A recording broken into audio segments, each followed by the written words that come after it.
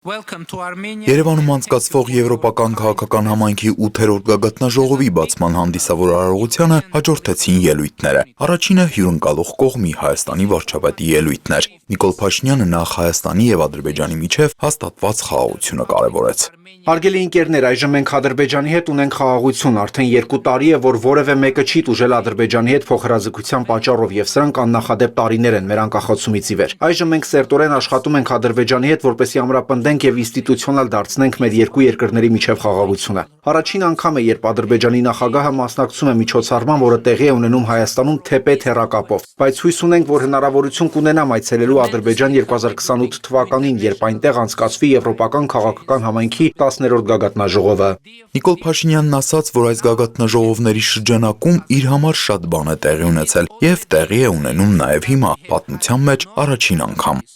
Իմ առաջին երկկողմ հանդիպումը Թուրքիայի նախագահի հետ տեղի ունեցավ առաջին գագաթնաժողովի շրջանակում Պրահայում։ Եվ հիմա Թուրքիայի փոխնախագահն այստեղ է, մասնակցում է Երևանում այս գագաթնաժողովին, եւ նա Թուրքիայի առաջին փոխնախագահն է, ով երբևէ այցելում է Հայաստան։ Ապա վարչապետը թվեց այն երկրների նախագահներին ու վարչապետներին, ովքեր այցելել են Հայաստան պատմության մեջ առաջին անգամ։ Առհասարակ Նիկոլ Փաշինյանը գագաթնաժողովի անցկացումն է համարում պատմական։ Այս առիթով նա, դիմելով ներկաներին, իր շնորհակալությունը հայտնեց, որ համահեղինակել են այս պատմությունը Հայաստանի համար։ Իհարկե, այս գագաթնաժողովը կարևոր է միջազգային համատեքստի համար եւս, հատկապես հիմա, երբ աշխարհի առջև ահագնացող եւ բազմակի մարտահրավերներ են ծանրանում Ուկրաինայից մինչև Մերձավոր Արևելք։ Ես հանդգնում եմ հուսալ, որ մեր քննարկումների եւ խոսակցությունների արդյունքում այս գագաթնաժողովը կարող է պատմական դառնալ միջազգային խաղաղության եւ կայունության համար եւս։ Ապա Հայաստանի վարչապետը Եվրոպական քաղաքական համայնքի 8-րդ գագաթնաժողովը հայտարարեց բացված եւ բոլորին մաղթեց արգասաբեր բովանդակալից եւ ապագայի միտված քննարկումներ։ Եվրոպական խորհրդի նախագահը եւս հայտարարեց, որ Եվրոպական քաղաքական համայնքի այս գագաթնաժողովը իրապես պատմական նշանակություն ունի։ Ըստ նրա, առաջին դեպքն է, երբ կառույցը հանդիպում է Հարավային Կովկասում, ինչը Հայաստանը տեղավորում է Եվրոպայի կենտրոնում։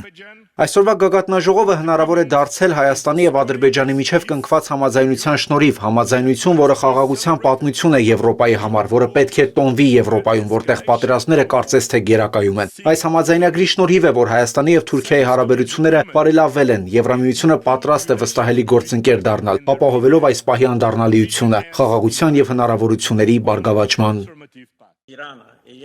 Բաքվից ողջույններ հղելով նախագահ Ալիևը նախ իր երախտիկը հայտնեց Անտոնիո Կոշտային գագաթնաժողովին հրավեր ստանալու համար։ Նշեց, որ Կոշտայի Ադրբեջան այցի ընթացքում են քննարկել իր մասնակցությունը գագաթնաժողովին, ինքն էլ համաձայնել է եւ միացել է տեսաձայնային կապով։